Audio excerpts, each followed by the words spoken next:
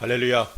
이 시간에 성령 하나님께서 우리 가운데 강하게 임하시고 운행하셔서 만져주시고 치료하시고 회복시켜 주시는 귀한 은혜 말씀 속에 깨닫고 믿음이 자라가는 은혜가 임하게 되는 놀라운 복된 시간 되기를 간절히 사모합니다.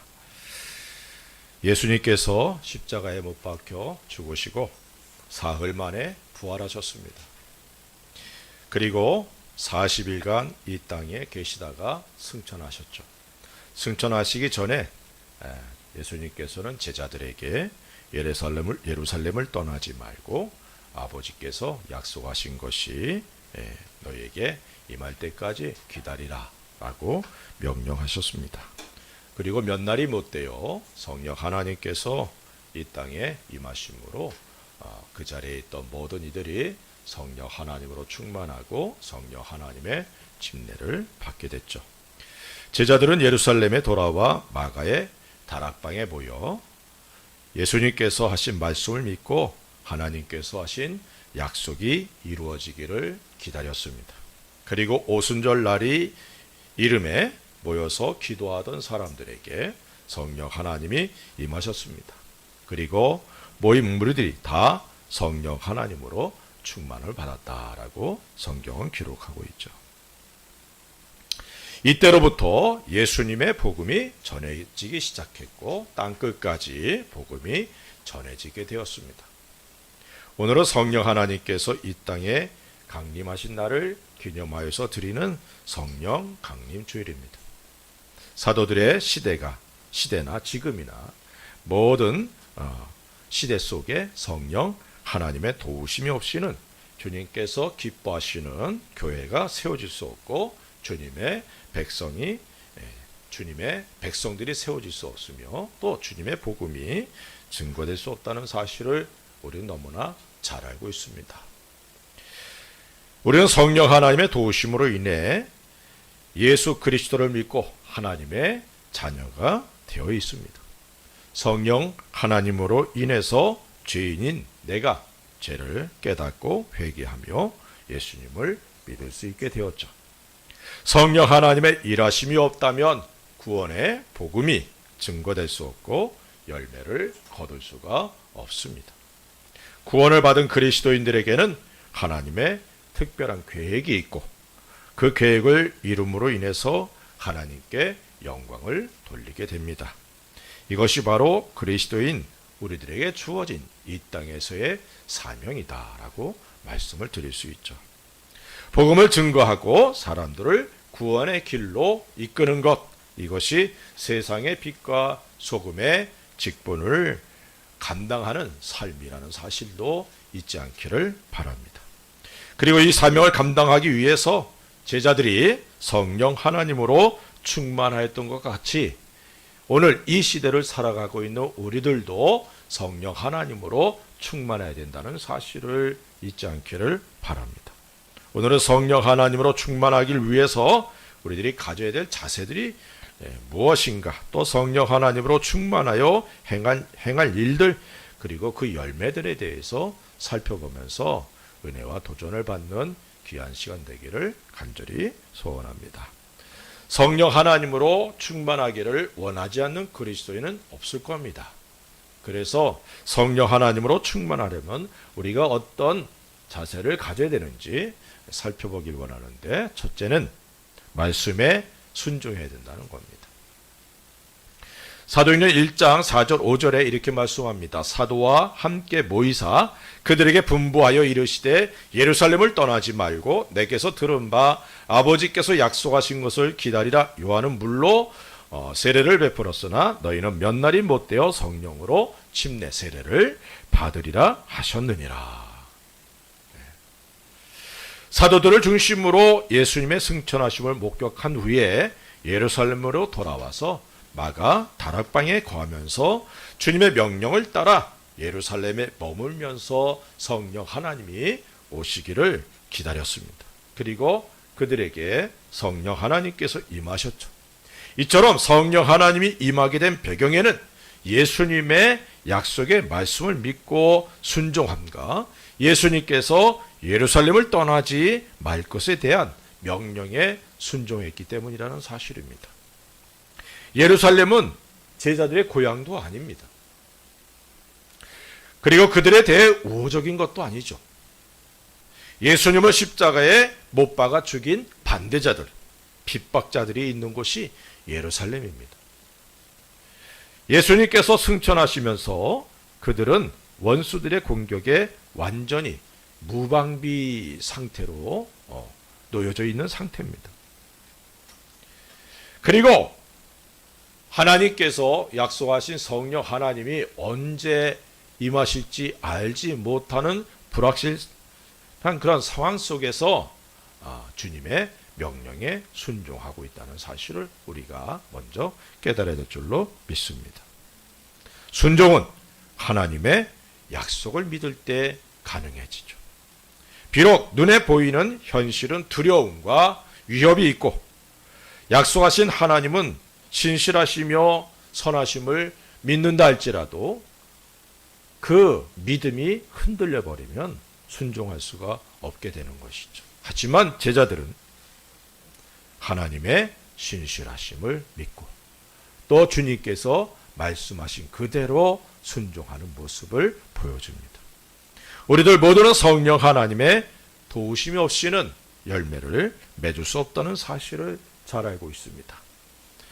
그러나 정말 성령 하나님으로 충만하기 위해서 순종하는 일에는 머뭇거리고 주저하고 있지 않는지 돌아볼 수 있기를 주의 이름으로 부탁을 드립니다.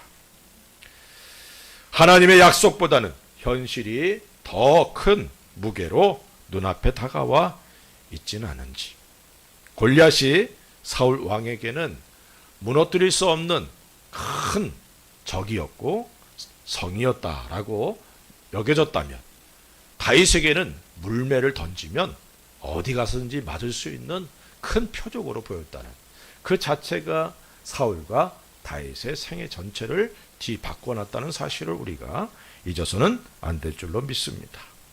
우리들이 순종을 주저하는 것은 약속하신 하나님을 믿는 믿음이 작기 때문이죠. 우리 앞에 있는 문제가 하나님보다 더 크게 보이기 때문에 순종하지 못하는 것입니다. 제자들은 자신들을 두렵게 하는 환경보다 주님의 약속을 더 믿고 그 약속을 따라 순종했다는 사실입니다. 물론 그들은 예수님의 죽으심과 부활하심 그리고 승천하신 모든 것을 보았기 때문에 이러한 믿음이 가능했을 것이다 라고 우리가 추론할 수 있죠. 이런 과정을 통해서 제자들의 마음에는 예수님이 어떤 분이신지에 대한 이해 그리고 확신이 흔들리지 않는 상태였다라고 우리가 볼 수 있습니다. 그렇기에 그들은 주님께서 말씀하신 그대로 순종할 수 있었다는 거예요. 우리들은 이미 말씀과 우리들의 경험을 통해 예수님이 어떤 분이신지를 알고 이해하고 있습니다. 뿐만 아니라 예수님을 개인의 구주로 모셔드렸고 믿음의 고백을 통해 구원을 받아 하나님의 자녀가 되어 있습니다. 그렇기에 우리는 하나님을 아버지라 이렇게 부르고 있죠. 성령 하나님으로 인해 우리들이 하나님을 아버지라 부르며 하나님께서 하신 모든 약속을 자녀인 우리들이 다 받아서 그것을 내 것으로 인정하고 말씀을 듣고 그 말씀을 갖고 우리는 살아가고 있습니다. 제자들과 우리들의 차이는 단지 시간과 장소의 차이 이외에는 없다라고 말씀을 드릴 수 있어요. 오히려 우리들은 성령 하나님을 기다리고 있던 당시의 사도들과는 더 많은 정보와 지식을 갖고 있죠. 그런데 우리들이 성령 하나님으로 충만하지 못하는 이유, 그것은 하나님의 약속을 믿는 믿음이 그들보다 약하기 때문이라는 사실입니다. 믿음은 들으면서 나고 들음은 그리스도의 말씀으로 말미암는다라고 말씀하고 있죠. 우리들의 믿음이 자라가길 원한다면 우리의 눈으로 보고 귀로 듣고 경험하는 신비한 체험으로 인한 것이 아니라 말씀에 근거해야 한다는 사실을 깨닫게 되기를 바랍니다. 믿음으로 모든 것들을 분별하면서 우리가 주님이 기뻐하시는 그런 삶을 살아가기를 원한다면 말씀이 기초가 되어야 된다는 거예요. 말씀이 기준이 되어야 된다는 사실을 잊지 않기를 부탁드립니다. 말씀으로 충만해서 그 말씀을 믿는 믿음이 자라가고 순종함으로 우리의 삶이 성령 하나님으로 충만케 되는 귀한 은혜가 있기를 주의 이름으로 축원을 드립니다. 두 번째로는 성령 하나님으로 충만하려면 기도해야 된다는 사실을 성경은 말씀하고 있죠. 사도행전 1장 14절에 이렇게 말씀합니다. 여자들과 예수의 어머니 마리아와 예수의 아우들과 더불어 마음을 같이하여 오로지 기도에 힘쓰더라. 여기 사람들이 예수님의 승천하심을 보고 예루살렘으로 돌아와서 행한 일, 그것은 기도였다고 말씀하고 있어요. 이때로부터 10일간, 정확하게 10일간 기도했습니다. 오순절날, 그날이 예수님이 승천하시고 10일째 되는 날이었기 때문에 10일간 기도했는데 그 기간 동안 그들은 모여서 기도에 전혀 힘을 썼다는 겁니다. 기도에 힘을 다했고 기도에 그들의 생명을 걸었다라고도 말씀을 드릴 수 있어요. 우리 영적 싸움의 한 복판에 있다는 사실을 잊지 않기를 바랍니다. 우리가 살고 있는 이 일본은 영적으로 더 악한 사단의 유혹, 악한 영들의 유혹이 더 많은 곳입니다. 그렇기에 영적 싸움에 있어서 우리가 강력한 무기, 기도가 없어서는 안 된다는 사실을 우리가 먼저 마음에 깨달아야 될 줄로 믿습니다. 사단은 성도들이 기도하지 못하도록 방해한다는 사실을 잊지 않기를 바랍니다. 사도들은 예수님께서 잡히시던 밤에 겟세마네 동산에서 예수님과 함께 있었습니다. 주님은 생명을 걸고 기도하는데 제자들은 잠을 자고 말았어요. 마가복음 14장 38절에 이렇게 말씀합니다. 시험에 들지 않게 깨어있어 기도하라. 마음에는 원이로되 육신이 약하도다 하시고 라고 말씀합니다. 시험에 든다는 것은 마귀의 유혹에 속수무책으로 당하는 것을 의미합니다. 사도들은 기도하지 못했어요. 예수님께서 기도 부탁을 하였지만 기도할 수 없었습니다. 그들은 이전에 기도를 기도답게 한 적이 별로 없었습니다. 늘 주님께서 모든 것을 해결해 주셨기 때문에 그렇습니다. 그러나 정작 기도해야 할 때에 기도하지 못함으로 인해 그들은 예수님을 버리고 도망을 가고 말았으며 베드로는 예수님을 부인하고 욕하고 저주하는 그런 일까지 행하고 말았습니다. 이러한 현상은 기도하지 못하도록 환경과 몸의 피곤을 이용한 마귀의 전략에 속아 넘어갔기 때문이다라고 우리가 분석할 수 있죠. 지금도 마귀는 우리들이 기도하지 못하도록 여러 조건들을 내걸고 방해합니다.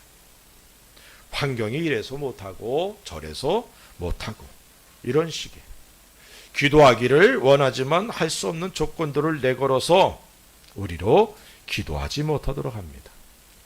이러한 마귀의 전략을 깨닫고 기도의 길로 나아가는 우리가 될 수 있기를 바랍니다. 기도할 때에 하나님의 응답이 있고 기도할 때에 하나님께서 일하심을 보게 되는 것이죠. 기도할 때에 우리의 영은 성령 하나님으로 충만하게 되고 주님을 바라보며 믿음의 결단을 하게 되는 겁니다. 그렇지 않으면 사도들처럼 도망가고 변명하고 자기의 안전만을 생각하는 죄를 범하게 되고 말 겁니다. 시험에 들지 않도록 깨어 기도하는 저와 여러분들이 되어야 될 줄로 믿습니다. 사도들은 이런 경험을 갖고 있었기에 기도의 힘을 더했다는 사실이죠.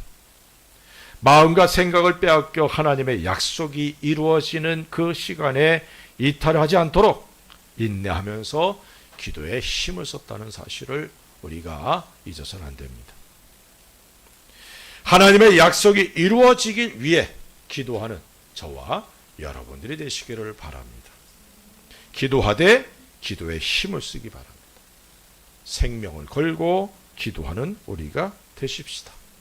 영적 싸움에서 승리하기 위해 기도로 하나님 앞에 나아가는 기도의 사람들 되시기를 바랍니다.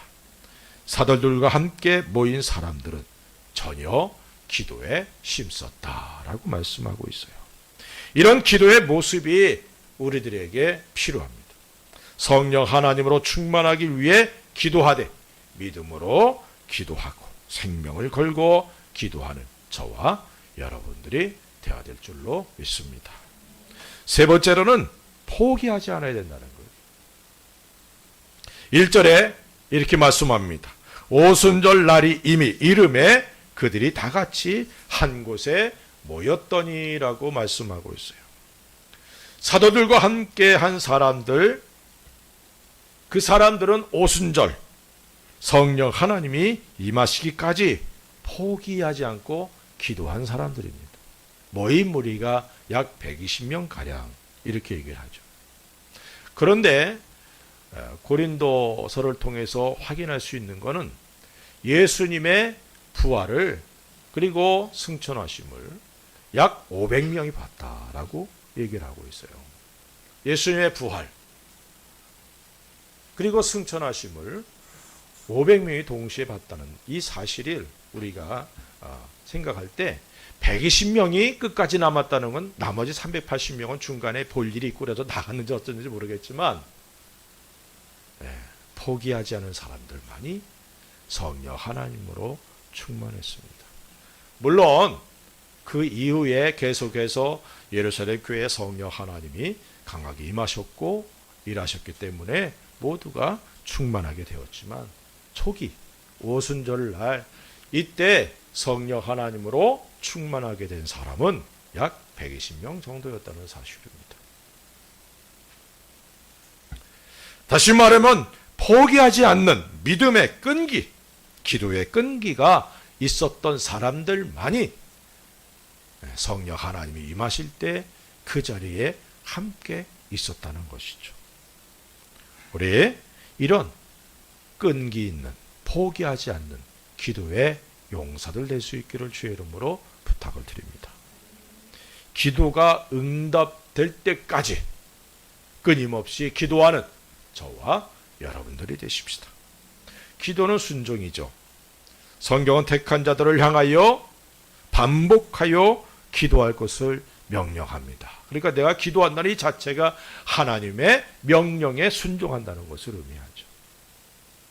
기도는 우리들의 필요를 하나님께 아뢰는 것이 일반적인 그런 모습이죠. 하나님은 우리 아버지십니다. 아버지께서 자녀들이 어려움을 겪는 모습을 보면서 도와주시기를 바라고 있습니다. 그런데 어떤 일들은 우리들의 도움에 요청이 없이 일방적으로 일하시지 않는다는 사실입니다. 그런 일들은 전혀 자녀들인 우리들에게 도움에 영적 성장에 도움이 되지 않기 때문에 그렇다는 것이죠. 그래서 아버지 하나님께서는 우리들에게 기도할 것과 기도하면 응답하실 것을 강조하시면서 말씀하고 있다는 사실입니다. 마태복음 28장 18절에 이렇게 말씀합니다. 예수께서 나와 말씀하여 이르시되 하늘과 땅의 모든 권세를 내게 주셨으니 라고 말씀하고 빌립보서 2장 9절과 10절은 이렇게 말씀합니다. 이러므로 하나님이 그를 지극히 높여 모든 이름 위에 뛰어난 이름을 주사 하늘에 있는 자들과 땅에 있는 자들과 땅 아래에 있는 자들로 모든 무릎을 예수의 이름에 꿇게 하시고 라고 말씀하고 있어요. 예수님의 이름은 하늘과 땅의 모든 권세를 가진 이름입니다. 믿습니까? 그렇기에 그 이름으로 귀신을 쫓아내고 병든 자를 위해서 기도할 때 치료되고 죽은 자를 일으키며 포로된 자를 자유케 할 수 있는 이름이 예수님의 이름이죠. 우리의 경건이나 능력이 아닌 예수님의 이름의 권세 앞에 모든 무릎이 무릎을 꿇게 되는 겁니다. 그렇게 기도하면서 포기하지 않고 기도가 응답되는 그날까지 예수 그리스도의 이름으로 기도하는 저와 여러분들이 되어야 될 줄로 믿습니다. 우리들이 주님의 약속을 믿고 순종하며 기도할 때 성령 하나님으로 충만하게 됨을 믿으시기를 바랍니다. 또한 포기하지 않고 끊임없이 계속해서 기도하는 우리들이 될 때 성령 하나님으로 충만하게 된다는 사실을 믿으시기를 바랍니다. 성령 하나님으로 충만하면 일어나는 일들이 있습니다. 첫째는 오늘 읽은 이 말씀에 보면 이렇게 말합니다. 2절부터 4절에 호련히 하늘로부터 급하고 강한 바람 같은 소리가 있어 그들이 앉은 온 집에 가득하며 마치 불의 혀처럼 갈라지는 것들이 그들에게 보여 각 사람 위에 하나씩 임하여 있더니 그들이 다 성령의 충만을 받아 성령이 말하게 하심을 따라 다른 언어들로 말하기를 시작하니라. 오순절에 성령 하나님께서 모여 기도하는 사람들에게 임하였습니다. 특별히 우리들이 주의해야 될 것은 1절에서 오순절 날이 이미 이르매 라는 표현입니다. 하나님은 알파와 오메가, 처음과 나중이시죠. 다시 말하면 모든 것을 다 아시고 그리고 주관하시는 분이라는 사실을 의미합니다. 그런 하나님께서는 조금도 실수가 없으십니다. 믿습니까? 우리들을 향한 하나님의 계획, 교회를 향한 하나님의 계획에 특별한 때들이 있다는 거예요. 특별한 때, 특별한 시기. 성령 하나님께서 오시기로 하나님의 마음속에 정하신 때가 오순절이었습니다. 그리고 그날에 성령 하나님으로 충만을 받은 사람들을 모아주셨고 기도하도록 하셨다는 것이죠. 우리들에게도 동일하신 하나님께서 성령 하나님으로 충만할 분명한 때를 정하시고 그 일을 위해서 우리들의 마음을 움직이시고 일하시며 준비하신다는 사실을 깨닫기를 바랍니다. 그렇게 우리들이 마음을 하나님께 향하고 하나가 되어서 끊임없이 성령 하나님의 충만함을 사모하며 기도해야 될 줄로 믿습니다. 성령 하나님으로 충만할 때 먼저 나타나는 것이 은사들이죠. 은사들이 나타납니다. 오늘 본문에는 영적인 현상을 보는 눈이 열렸어요. 우리들의 눈이 열려져서 성령 하나님의 일하심을 볼 수 있는 은혜가 있기를 주의 이름으로 축원을 드립니다. 우리에게 에바데 은혜가 임하길 위해 끊임없이 기도해야 됩니다.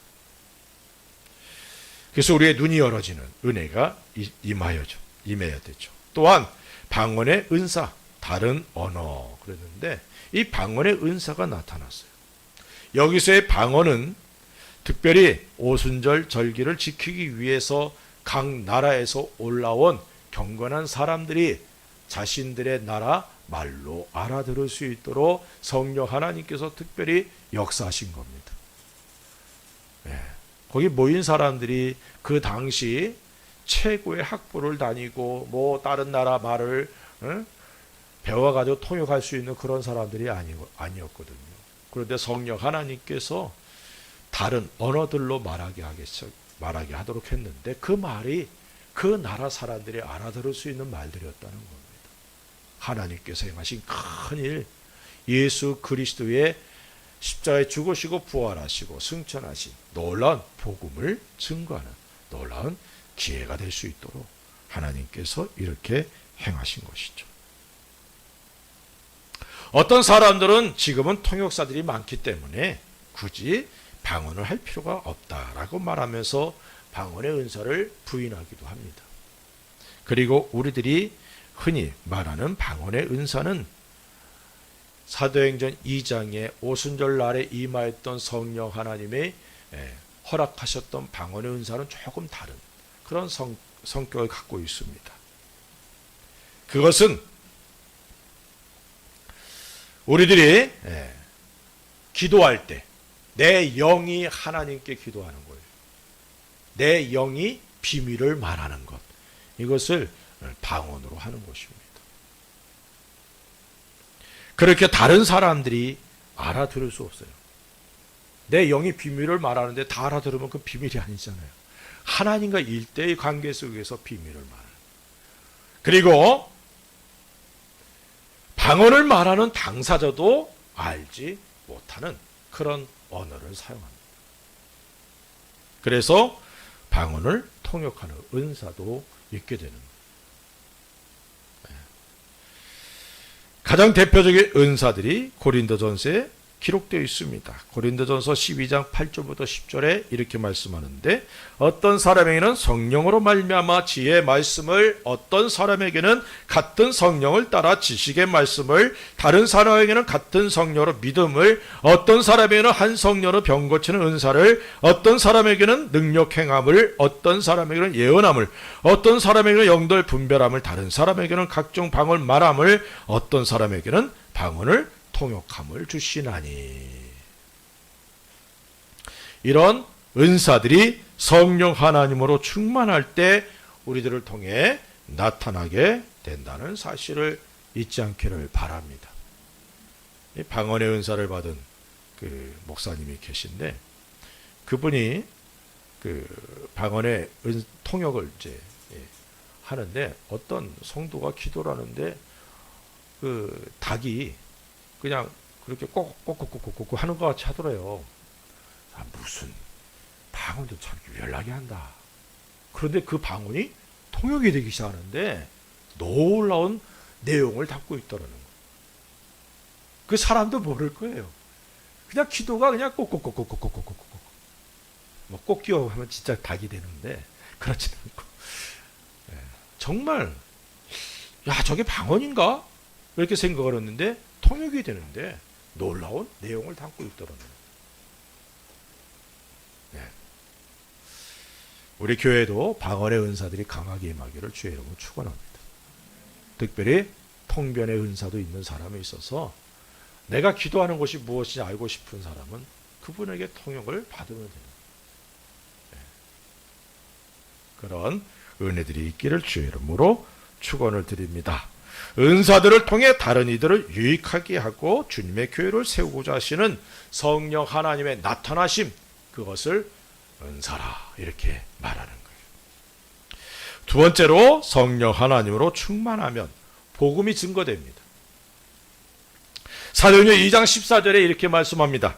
베드로가 11사도와 함께 서서 소리를 높여 이르되 유대인들과 예루살렘에 사는 모든 사람들아 이를 너희로 알게 할 것이니 내 말에 귀를 기울이라. 성령 하나님으로 충만할 때 방언으로 말하는 것을 듣고 있던 사람들이 놀랍니다. 그들을 향하여 베드로가 일어납니다. 그리고 다른 사도들이 일어나서 예수님의 복음을 전하게 되죠. 복음을 듣고 마음에 찔림을 받은 사람들이 회개하고 침례를 받았는데 남자의 수만 5천 명이었다. 이렇게 얘기를 하죠. 성령 하나님이 이 땅에 임하실 때 복음이 증거되고 믿는 무리의 수가 나타나게 되는 겁니다. 베드로가 여기서 중심에서 복음을 전할 때 4천 명. 그리고 베드로와 요한이 성전 미문에 앉아있던 앉은배를 일으켰을 때 5천 명. 뭐 기하급수적으로 복음이 증거되고 교회가 부흥하게 되는 것이죠. 성령 하나님이 이 땅에 오신 목적이 있습니다. 첫째는 믿는 자들을 돕는 보혜사가 되시기 위해서 오셨어요. 요한복음 14장 16절에 내가 아버지께 구하겠으니 그가 또 다른 보혜사를 너희에게 주사 영원토록 너희와 함께 있게 하리니 라고 말씀합니다. 예수님은 승천하시면서 홀로 남게 될 제자들에게 보혜사 성령 하나님을 보내주시겠다. 그리고 나는 떠나가지만 성령 하나님은 영원히 떠나지 않으신다라고 말씀하셨어요. 성령 하나님께서 우리 가운데 임하시고 영원히 떠나지 아니하심을 믿으시기 바랍니다. 그리고 하나님의 뜻을 따라 살아가도록 성령 하나님께서 우리들을 위해 때로는 탄식하시면서 기도해 주신다는 사실도 잊지 않기를 바랍니다. 로마서 8장 26절에 이와 같이 성령도 우리의 연약함을 도우시나니 우리는 마땅히 기도할 바를 알지 못하나 오직 성령이 말할 수 없는 탄식으로 우리를 위하여 친히 간구하시느니라. 성령 하나님께서 우리를 도우시고 탄식하시면서 기도해 주시는 은혜로 인하여 우리들이 하나님이 원하시는 그런 길로 나아갈 수 있고 예배를 드리며 또 기도할 수 있다는 사실을 깨달으시기를 주의 이름으로 축원을 드립니다. 보혜사 돕는 분으로 성령 하나님이 나와 함께 하십니다. 나를 도우시고 나와 영원히 함께 하시기 위해서 성령 하나님이 우리 가운데 임해 계심을 믿으시기를 주의 이름으로 축원을 드립니다. 어떤 분들은 그렇게 얘기를 하더라고요. 성령 하나님이 나와 함께 하시기 위해서 기도해야 된다, 전도해야 된다, 뭐 해야 된다, 뭐 해야 된다 자꾸 얘기를 해요. 그걸 안 하면 성령 하나님이 나와 함께 하지 않는다. 얼마나 무서운 얘기인지 모릅니다. 그래서 열심을 내요. 그런 교회 다니는 사람들은 열심으로 예배도 드리고 열심으로 기도도 하고 열심으로 전도도 하고 말이죠. 왜요? 성령 하나님이 나와 함께 하시기 위해서. 내가 성령 하나님이 떠나는 걸 내가 붙잡아야 돼. 그런 식으로 가르치는 데도 있더라고요. 그러나 성경은 정반대입니다. 성령 하나님이 나와 영원히 함께 하십니다. 기분 나쁘셔도 마음에 안 드셔도 안 떠나셔. 왜 탄식하시면서까지 기도하십니까? 우리가 마음에 들면 하나님의 뜻대로 살아가면 왜 탄식하시겠어요? 정말 말도 정말 안 듣고 하나님께서 원하시는 길로 가지도 않고 저걸 어떡하지? 그럴 때 탄식이 나오는 거 아닙니까? 그러시면서까지 우리와 함께 하시는 성령 하나님을 우리가 늘 감사하면서 성령 하나님의 도우심을 구하는 우리가 되어야 될 줄로 믿습니다. 두 번째로는 성령 하나님이 복음을 증거하시기 위해서 이 땅에 오셨습니다. 요한복음 15장 26절에 내가 아버지께로부터 너에게 보낼 보혜사 곧 아버지께로부터 나오시는 진리의 성령이 오실 때 그가 나를 증언하실 것이요. 예수 그리스도의 복음을 증거하기 위해서 성령 하나님이 이 땅에 오셨다는 사실입니다. 성령 하나님은 예수님께서 주와 그리스도가 되신다는 사실을 증언하시기 위해 이 땅에 오셨습니다. 그래서 성령 하나님으로 충만할 때 능력이 나타나게 되죠. 그 능력들을 통해 예수님이 그리스도이시라는 사실을 사람들이 믿도록 성령 하나님께서 일하시는 겁니다. 사도행전 1장 8절에 이렇게 말씀합니다. 오직 성령이 너희에게 임하시면 너희가 권능을 받고 예루살렘과 온 유대와 사마리아 땅끝까지 이르러 내 증인이 되리라 하시니라.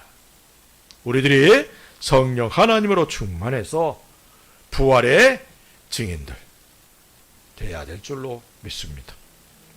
우리가 살아가는 생애가 이 땅의 것만을 해결받고자 하는 그런 것이 아니고 참된 그리스도인이라 할 수 있는 사람들, 그들은 바로 나를 구원해 주신 예수님의 십자가의 복음을 증거하는 증인의 삶을 살아가는 사람들이라는 사실을 잊지 않기를 바랍니다. 우리가 거할 곳은 이곳이 아니라 영원한 하늘나라라는 사실도 잊지 마십시다. 세 번째로는 성령 하나님으로 충만하면 열매를 맺게 됩니다. 갈라디아서 5장 22절 23절에 오직 성령의 열매는 사랑과 희락과 화평과 오래 참음과 자비와 양성과 충성과 온유와 절제니 이 같은 것을 금지할 법이 없느니라.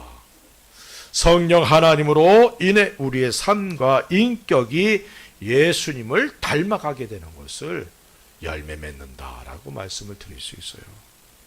성령 하나님으로 충만할 때 맺어지는 열매들이 먼저는 내면적인 열매들입니다.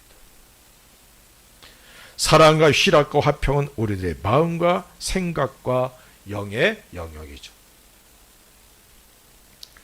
그리고 그 위에의 열매들은 내면에 있는 것들이 삶을 통해 드러나는 결과들입니다.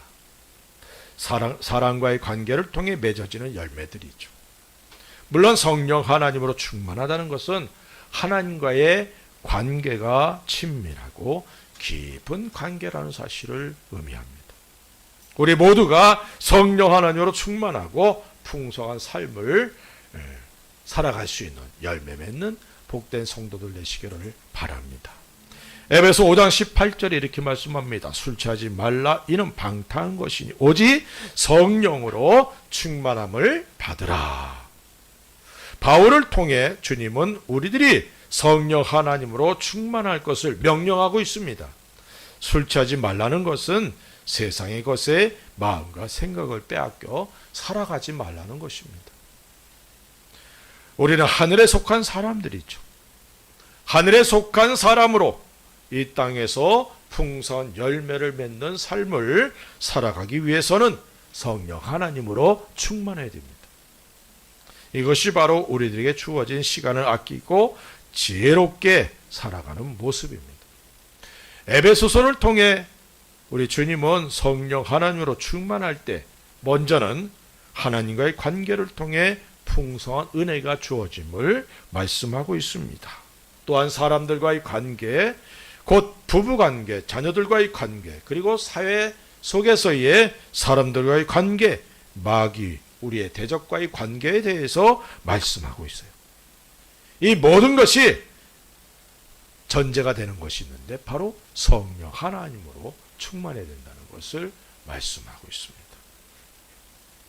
우리 모두가 성령 하나님으로 충만해서 모든 면에서 하나님의 사람으로서 승리하는 삶을 살아가게 되기를 간절히 소원합니다.